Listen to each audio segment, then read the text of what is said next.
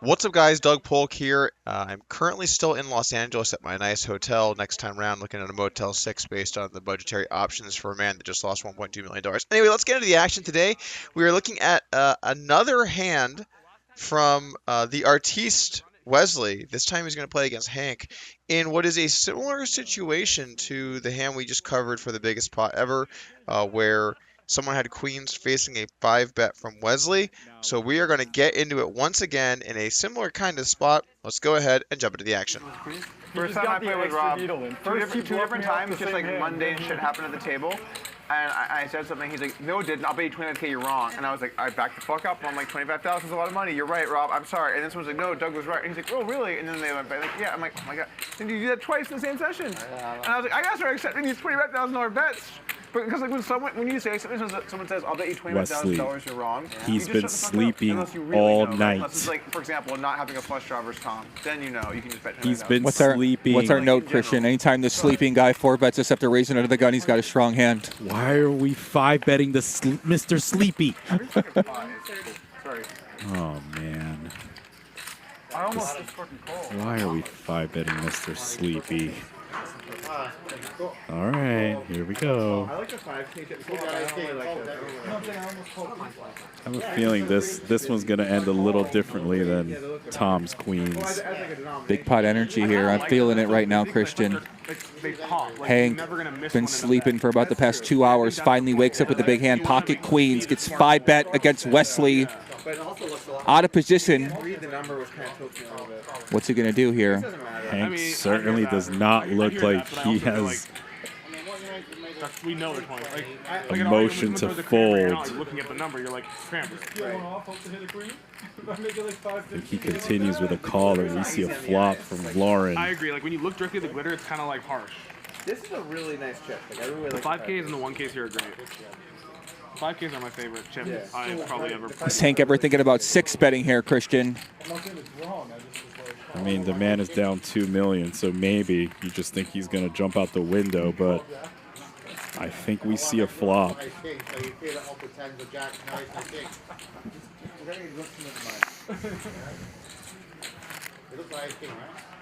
When you write the poker strategy memoir, send it out. It looks like fucking aces. And you're in this conversation. 501,000.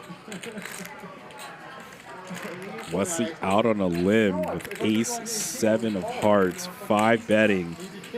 His opponent reaching for chips, not exactly what he wants to see. Pot escalating.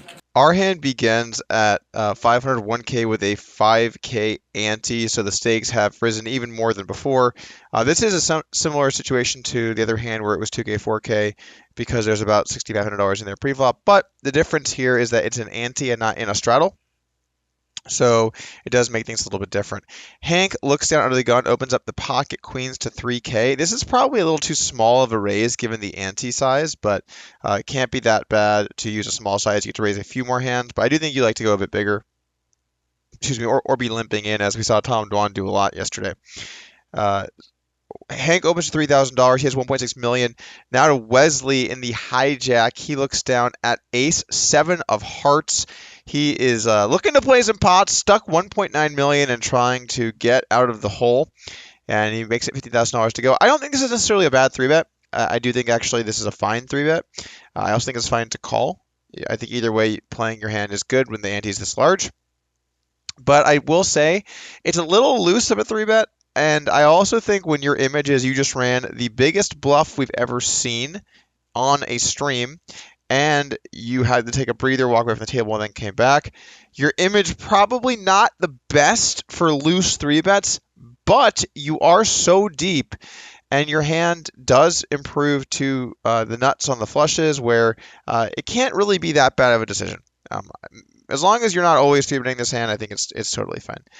Okay, anyway, over to me now. King Deuce, fold that. Really nice play from me. I would like to see myself make more kinds of strong plays like that, getting out of the way with the offsuit king. Definitely a great play from me. Okay, folds back around. Hank with the queens.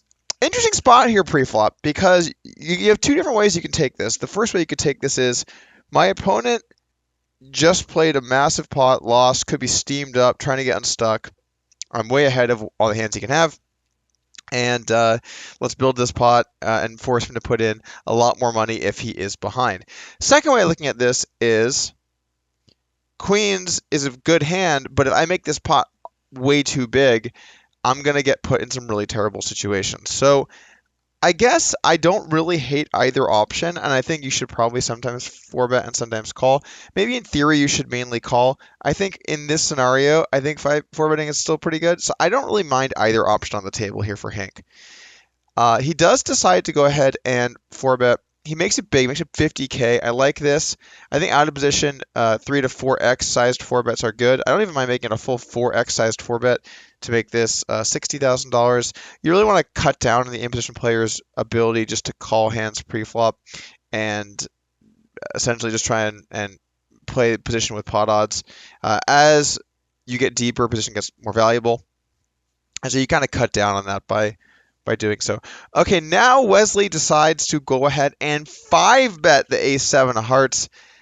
We're firmly into territory I do not like anymore. I think if you want to bluff 5-bet, you can use ace-5 suited, ace-4 suited, ace-king, ace-queen. Maybe you could use a suited Broadway, a little king-queen suit every now and then, a little king-jack suit every now and then.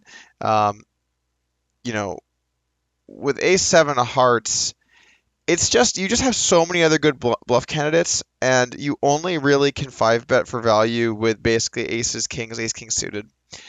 So, and even ace-king suited, if you get jammed on, obviously you're folding, so it's kind of a value bet, kind of not. So yeah, I don't love this. If I did 5-bet, I would probably go a little bit bigger. I'd probably make this 150K instead of 130K. But there is something to be said for putting pressure on people really deep. A lot of money, a lot of big blinds. But I still think I would lean against this. Anyway, Wesley does make 130K. Maybe he has some kind of read. Maybe he's tilted. Who knows? Back over to Hank, pocket queens. And this is the downside to queens when you 4-bet against the steamed up guy, or what could be the steamed up guy, is that you're getting your action. You're getting your action now. But how happy are you to get this action, right? Wes could have a hand like this and is just making a move, or it could have you crushed with aces or kings. And if he's making a move, he's going to have equity. So it's just a really difficult situation to manage here with pocket queens. I don't think that you can do anything other than call, given all of the factors at play here. And ultimately, that is what Hank decides to do. So let's go ahead and take a flop. The flop comes 10-7-6-2 diamonds. And if you like flops, head on down to the Lodge August 13th to 14th for the Mega Monster $1 million guaranteed $400 buy. And I know it's pretty far off. But look on the bright side. Let me think about this. If I win the whole prize pool, I am not unstuck. Okay, well, maybe if we break that guarantee, it'll be possible for me if I win every dollar put into the tournament. Looks unlikely, but if you want a chance to win over $250,000 for first place, head on down. I'll see you there. Anyway, back to the hand. Flop comes 10-7-6-2 diamonds. Hank checks over to Wes, and this is just a really brutal spot now for Hank. Wes decides to bet 80K into 270K. Roughly 1/3 pot bet or so. Seems totally fine to me. The problem for Hank is now Hank is still toast versus aces and kings. But if Wesley decided to 5-bet with a hand like 7-6 suited or 9-8 suited, he's behind those as well. And then if Wesley has a 9 or an 8, he's got a gutter. And then if he has diamonds, he has a flush draw. And then if an ace or a king comes, it's scary. And if a 9 or an 8 comes, it's scary. And if you're not thrilled at a jack, really it's only the low cards or board pairing cards you can feel pretty good about. And even then, your opponent could turn trips or have those overpairs. But really, you're mainly worried about the overpairs. So this is a very, very, very tough spot that Hank is going to have to navigate. And I do think that he should probably just play his whole range out of check call. I don't mind when you get really deep not having raise ranges, just because your range is so specific. Like, what hands can Hank really have here? You can have kind of similar to the Dwan hand, right? He can have tens plus or something maybe. I don't know if he would be 4-betting tens all that often, but it's possible. Tens plus, ace king, ace queen suited, ace jack suited. Maybe once in a blue moon he's got ace 10 suited nines or king queen suited, but those seem kind of unlikely to me as well. Maybe Hank could have 7-6 suited. Again, pretty unlikely, but possible. But there's really not that many hands that would make all too much sense. It was a smallish sized 5-bet. which makes it so that you're a little less likely to want, or you're a bit fewer hands Hank can have than Dwan could in that hand. But either way, not a ton of hands here that Hank can have that are really, really good. So I don't see too much reason to want to be putting in check raises. So I think with queens, you have a pretty clear check call. He does decide to make that call, and let's go ahead and take a turn. The turn comes a 7, the Jin card for Wesley. He now has 3 of a kind. He has hit what is just an incredibly disguised trips. And this is the feeling of a man who now can see light at the end of the tunnel of getting somewhat unstuck on this session with only 600k behind, or only 900k behind, 600k after he makes his bet. It's just the best feeling when you get there in spots like this. Anyway, Hank checks, and now Wesley bets 325k into a pot that is around 500, 480k, something like that. It's a pretty big sized bet from Wesley, actually. I think I would go a little bit smaller here. I think that this makes it so that if Hank calls, there's only going to be about 600k behind into a pot that will be, something around 1.1 million already. It makes it so that River is only half pot. I think like I said, it's more like 275k on the turn here, 250, 275k. But still fine. Still a fine, reasonable-ish bet. You definitely have to bet. You're not going to want to trap here. If Wesley had a hand like 7-6 suited, he could go for a trap. Little aces, go for a trap. Maybe aces with a diamond, where you unblock those flush draws that can check call twice. I got ace, king of diamonds for Hank type hand. But anyway, I do think that you need to bet this trips, and it's a pretty clear-cut decision. Over to Hank. Hank takes a very, very, very long time to make this decision. And I've got a lot of things going through my mind. So for starters, because this bet is so big, as bets get really big relative to the pot, you don't have to do as much calling, you do more jamming. So this board, a lot going on. Wesley could have a 9, he could have an 8, he could have diamonds, he could have overs, and he's betting really big. I don't hate the idea of starting to have some jams here on the turn. That said, we could decide to just continue to play our entire range of check call. 5-bet pots are very strange, and so I don't want to even remotely pretend that I know how they work. We're talking about really deep stack 5-bet pots. But I do know in general when pots get really big and the bets get big in relation to the remaining stacks, solvers will do some jamming. So it could make sense to have some jams. Queens is a very, very, very, very, very, very difficult spot here, and I think I probably just fold on the turn. Similar to what I would have done in Tom Dwan's shoes, I can have aces, I can have kings, I can maybe every once in a while have a hand like tens, I could have ace, king, or ace, king of diamonds, I could have 7-6 suited, probably, maybe. So I just think I have enough better hands where I could fold queens. I'm probably mainly calling queens pre-pot anyway. I can fold jacks. I don't have them that often. I can fold ace king of clubs. I might have just normal ace king too. 4-bet that, and then like ace king of spades. I might call flop with that. It's a small bet. I might fold flop actually. But the point is, I think I have enough other hands that are better to call, like kings, like aces. And then I also have the queen of diamonds, and I think the queen of diamonds is not a card I want to have because I want Wesley to be bluffing with that hand, with that card. So for all of these reasons, I would just fold on the turn. But I understand what Hank is thinking, which is this guy is just on monkey tilt. He's 5-betting me after he just lost this gigantic pot. And I don't want to fold my queens and just get shown the ace 9 or the ace queen or the king jack, just a random hand that's just putting pressure on me. So I would fold, but from a live dynamic situation, I understand not wanting to fold. And ultimately, after quite a long tank, Hank does make the call, and let's take a river. The river comes the 5 of diamonds. Flush gets in. Hank checks once again.